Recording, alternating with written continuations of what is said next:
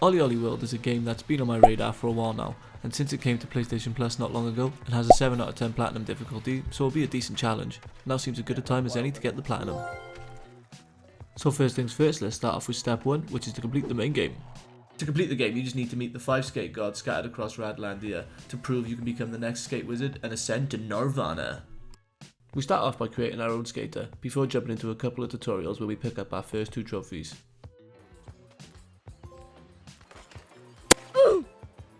The next trophy I pick up is for completing 10 challenges. Every level has 3 challenges which have been created by our good friend Mike, and I'm going to have to complete every single challenge in order to get the platinum. Thanks a lot, Mike. Every level has 3 high scores to beat called local heroes. When you beat 25 local heroes in an area, you unlock an optional level, which is easy enough in the first 2 or 3 areas, but man do these scores get big in the late game. Each optional level in an area awards a trophy on completion, and this is me getting the first one. I then grind my way to meet the first skate god, Technicolus, as I pick up my next trophy for completing the last level in the Sunshine Valley. And bro, the character designs of this game are wild.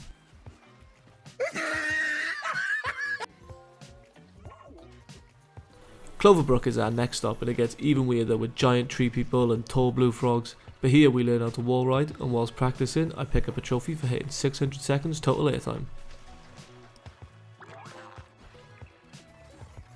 I breeze through the rest of this area as it's still quite easy at this point, picking up a couple of trophies along the way.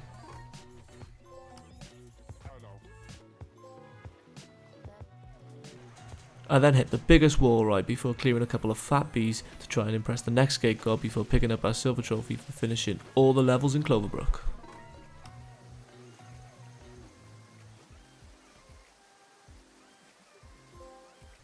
I speed my way through Burt Rock, which is the next area where we learn how to do grab tricks and how you can use grabs to smash through these big purple crystals. We don't pick up any miscellaneous trophies in this area, and before I knew it I found myself at the next skate god picking up my next silver trophy.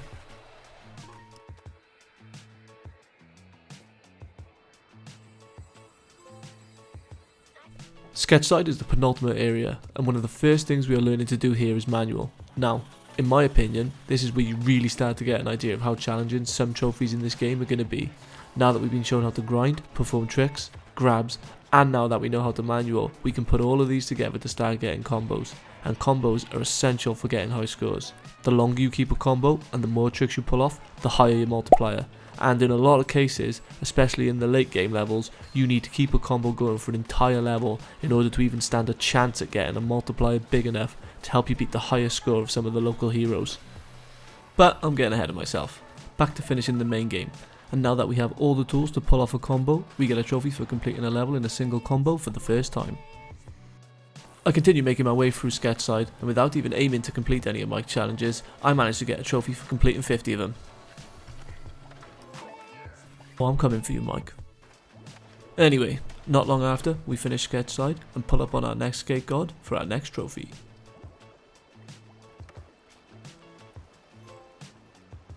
And just like that, we finally made it to the last area of the game, Las Volgas, where I'm going to meet the last and most rad skate god, become the next skate wizard, and make my ascension to Nirvana. And you know, on my way there, I'm going to be picking up a couple more miscellaneous trophies.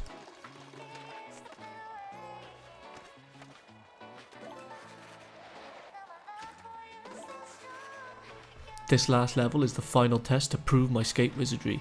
I hone in on everything I've learned in the hopes that I meet the final skate god. I use my wall rides, and then my grinds, and make my way down to the finish line where I meet Radisus and get the trophy for completing the final area, before making my ascension into skate glory and best of all, Nirvana. So, now that I've completed the main game and proven my skate talent, it's time for step 2.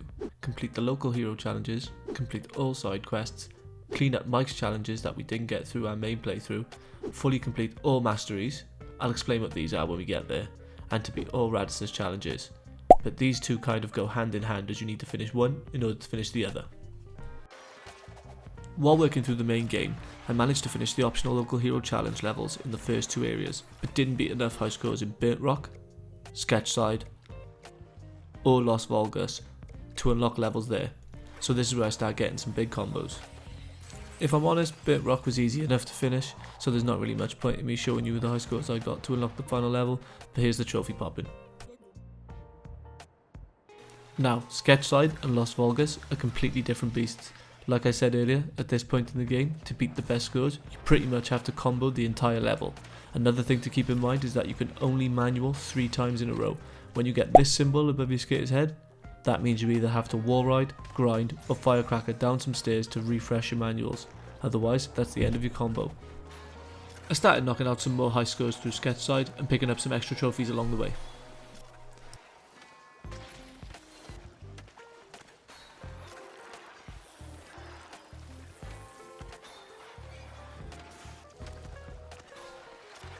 This level right here was the first roadblock for me. I was trying to beat the high scores here for well over an hour. There were multiple sections in this level that tripped me up over and over again. Some I'm not too happy to admit to. Like this jump right at the start on an optional path. I wasn't sure why, but I just kept messing it up until I realised how the timings worked. I noticed that this game almost has a bit of coyote time like in Crash, where you have a small window of opportunity after going over the edge to make a jump, but in this case it's at the end of a rail or ramp. And if you jump late, you tend to get more height, and early means more speed for covering bigger distance. Once I worked this out, a lot of jumps weren't too much of a problem. The next tough spot was this optional area which I needed to take to increase my multiplier for my final score. I needed to come in with good speed and keep it up because this spot constantly made you climb. This meant timing jumps and getting perfect manuals and grinds. Even in these next 2 clips, I'm getting perfects across the board but still don't have enough speed to reach the rail. Or even this one, where I don't even have enough speed to keep up with the platform. I tried grinding to pick up speed, but still no. But soon enough I learned how to beat this area, and then I was on the home stretch to beating this high score. I get past these last couple obstacles and hit my last manual down to the finish, and I was still so close to not beating this high score. Yes! Come on! High score, high score, high score, high score! Come on! Yeah, I can't believe I only beat that by 200 points. I then went on to beat the local hero challenge in Sketchside, which is pretty easy because you just have to complete the level and then the trophy pops. Yes. Now this was the level that had the trickiest high score to beat in the last area. It wasn't too difficult, but it was lengthy. One run on this level ends up being close to 4 minutes. I know that doesn't seem like too long, but when you need to explore the optional paths and learn all the obstacles, it ends up taking a little while. But like I said, it wasn't too hard, and after a little bit of practice, I comboed the entire level, getting a 288 multiplier and a score of over 7 million, and the score I needed to beat was just over 5 million. I started to really feel like a skate wizard around this point. I then go on to complete the last local hero challenge level in Las Volgas and pick up another trophy. Now that all local heroes have been beaten, it was time to go and clean up the last of Mike's challenges. These challenges include things like scaring deer, high-fiving characters found across a level, booping animals like flies, meeting characters, like here when we meet this character and get a trophy for completing 100 challenges. And then here, when we pop 6 cat inflatables and get a trophy for fully completing a set of masteries for 1 skate god. Masteries are unlocked every time we meet a new skate god. These are basic challenges that you can see on screen that can be completed as you play through the game. At this point I had completed the masteries for all skate gods except for Radissus, because when we met Radissus, he released a new set of challenges, so now every level also has a Radissus challenge, and if we want to complete his mastery, then we need to beat all of these, and there is a trophy attached to finishing them all in each area, as well as finishing all masteries. Radissus challenges are like Mike's challenges except for 10 times crazier. I'll go through a couple of examples. To complete this level's challenge, I have to boop all tall frogs and get a combo of 100. Now, getting the frogs is easy enough, but squeezing 100 times combo into this level is ridiculous. It's a straight line separated by wall rides and grinds, and you can only manual in between. Remember, you can only manual 3 times before you need to reset by wall riding or grinding. I only managed to scrape this one by adding spins into every single trick, and I still only get the 100 combo right at the finish. Now this is one of the most annoying challenges in the entire game. Again, it sounds like an easy one. I just had to get down in one combo. The problem, however, was this jump.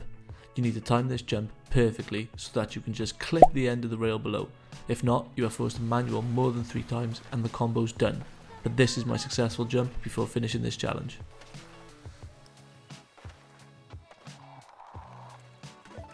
Yes. That's great. I then powered through, cleaning up the rest of the Radis's challenges and picking up trophies for completing them all in each area. Oh my god, I was. Before I knew it, I was back in front of the man himself, completing his last challenge and picking up 2 more trophies. That's gonna be it. Yeah, that's rad ball this. Now that I had proved my skate mastery, I thought it was only fitting to channel my inner Radisus to finish off this platinum. The next thing we had to do was complete all the side quests that were handed to us by people we met throughout the game. Like Roy here, the Swole Goal, who wants us to pop some more cat inflatables. Thanks a lot, Roy. Whilst I was doing this view, I also picked myself up another 2 trophies.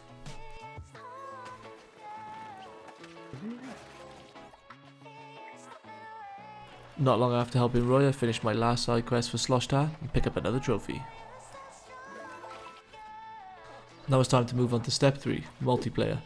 How the multiplayer works is you are put in a group with some other skaters and then everyone has a set amount of time to get the highest score possible. There's only 2 trophies here, one for winning a group and one for getting promoted. I could do both of these at the same time as long as I nailed the track.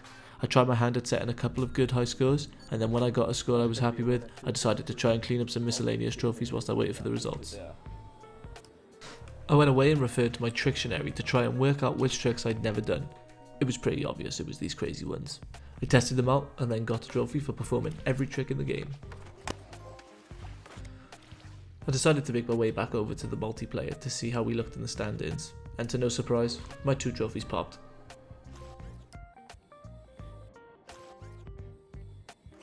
The only thing left to do was to finish off this final step, which is to pick up the rest of the miscellaneous trophies and then collect our platinum. All I'm doing here is grinding out some late tricks, basically tricks you can pull off mid-air. I didn't use these at all during my playthrough, so I had to use about 500 here before getting my trophy. Next I just had to play every kind of level in this style mode. You can choose an area and a difficulty and the game will just create a level for you, and then you can send this level to your friends to challenge each other. I just had to play a level based on each area once. I did this on the easiest difficulty and got the trophy. I saved this trophy for last because I thought it would be an easy one to pull off to trigger the platinum. I had to perform every kind of trick in a single combo, but for some reason I just couldn't land it. After all the challenges, this is where I fail. I eventually get the combo, and alongside it comes my sweet, sweet platinum.